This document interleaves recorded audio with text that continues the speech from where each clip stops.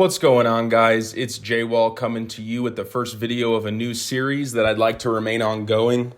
Now, there's so much content in old school RuneScape that I wanted to create a how-to series explaining how bossing, mini games, and other content can be done from budget gear to more expensive gear.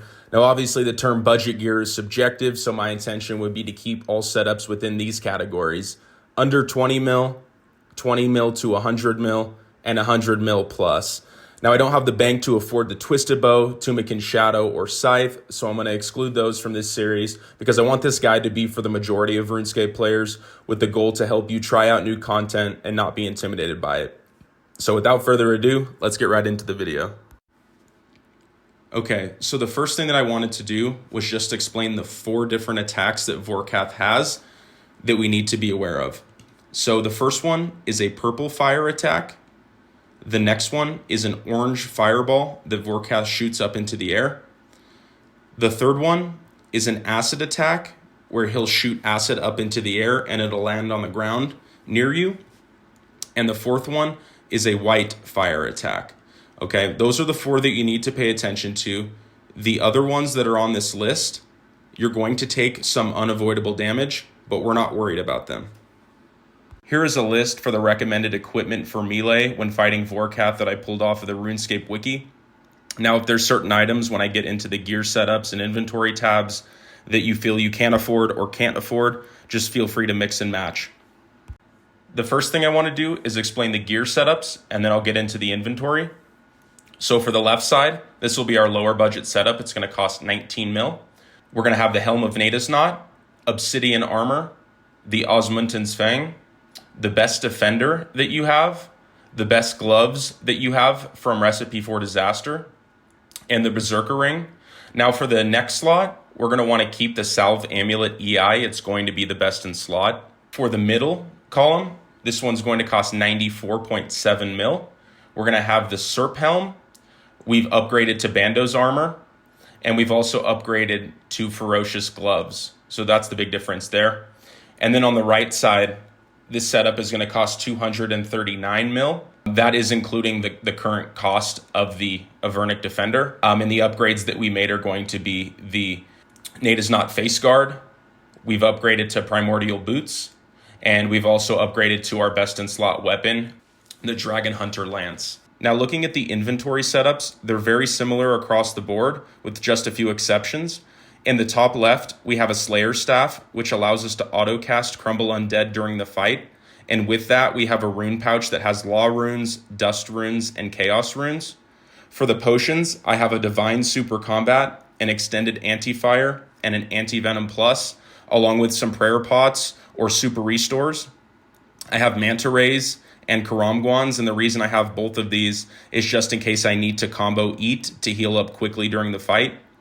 I have a one-click teleport out of here as a panic teleport. Now I have the crafting cape. If you don't have that, you can use the Royal Seed Pod, or you can use any other one-click teleport. And the last is a way to get there, which I have the Fremennik Boots for. It allows me to teleport directly to Fremennik Isles, but there's another way that I will show if you don't have those diaries completed.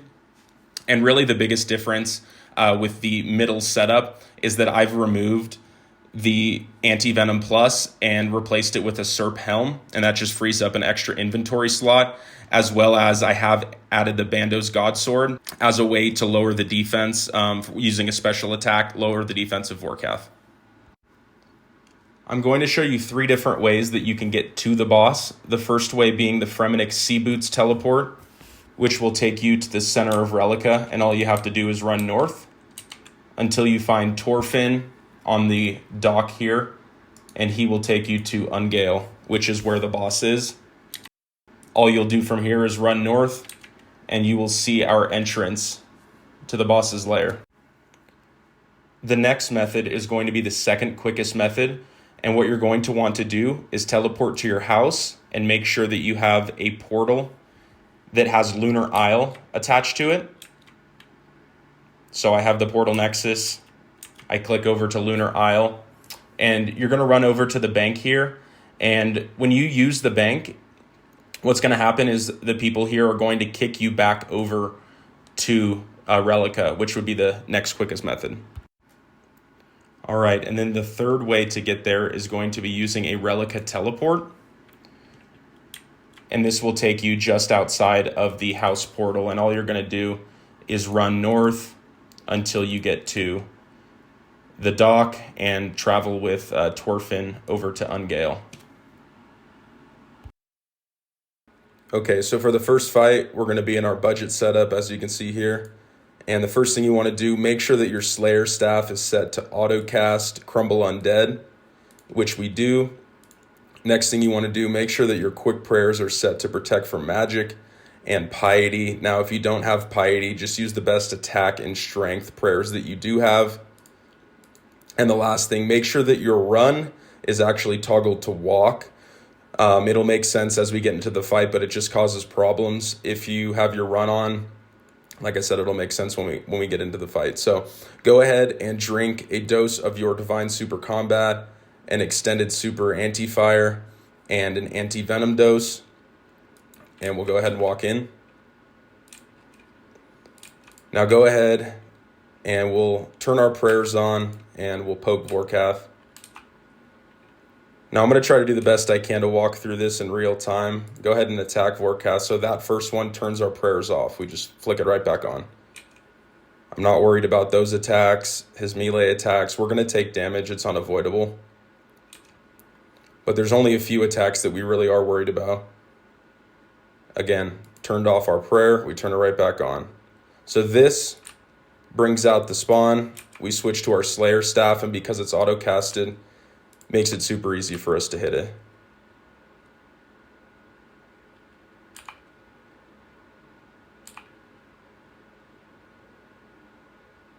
So still no problems.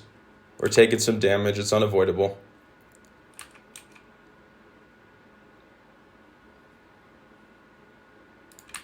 So when this comes out, what you can do is you can just walk around, and as long as you avoid the green slime, you're not going to take any damage. But there is a slightly more advanced technique that does allow you actually to attack and not take damage as well. It's called the Wook's Walk, and I'll show you that as well. So we took some damage here. Let's go ahead and eat up. Now also, I can dump my specs. I probably should at the beginning, just to do some more damage. You may only get 1 to 2 kills out of this, and there's no problem. So the spawn comes out because we saw the white blast. We kill it, and we go back to attacking. Now, that's also a good time to heal as well, because there is a slight delay from the time that you can attack Vorkath again. We're getting a little low. I'm going to go ahead and heal up, drink a prayer pot. Now, we want to walk 2 tiles away when he sends that fireball our way. It does a lot of damage, but it's super easy to avoid. So I'll show you the Wook's Walk here. See, I'm not taking any damage. The second that my Fang animation starts, I click back. So I click, starts, I click back. Turned off our prayer, turn it right back on. We're taking some damage. Let's go ahead and heal up. Use a spec, see if we can kill it. And that is the first kill. Keeping things under 100 mil, not much is different. Now I have an anglerfish, eat that, and that's just so I have an inventory slot to switch to the Bando's Godsword that I added as well. Poke Vorkath, activate our quick prayers, and then I'm going to go ahead and dump the spec. I missed, so I'm going to dump it again. And obviously, don't forget to drink an anti-fire potion as well. And you'll see as the gear gets better, obviously, the kill gets quicker. Still, we're not worried about too much. We are worried about that. We switch to our Slayer staff. We kill the spawn, and we go back to attacking.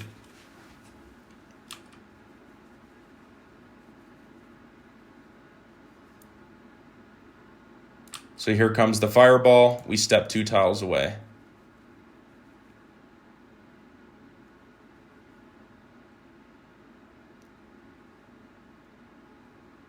Here comes the slime. We're going to walk away. And here's the Wook's walk. Animation starts, I click back. Fang animation starts, I click back. Same thing. Starts, click back. It's just a timing thing. You're going to take some damage learning the timing, but once you get it, it's really going to speed up the kills, and you're doing more damage if you're attacking during that special attack. Keep an eye on your prayer. It's easy to forget.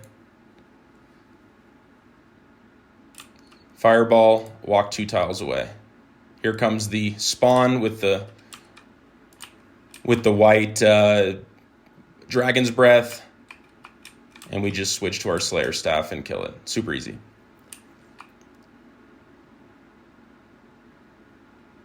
Here comes the Fireball, walk 2 tiles away and attack. Another Fireball, 2 tiles away and attack. Another Fireball, 2 tiles away. It's super easy, guys.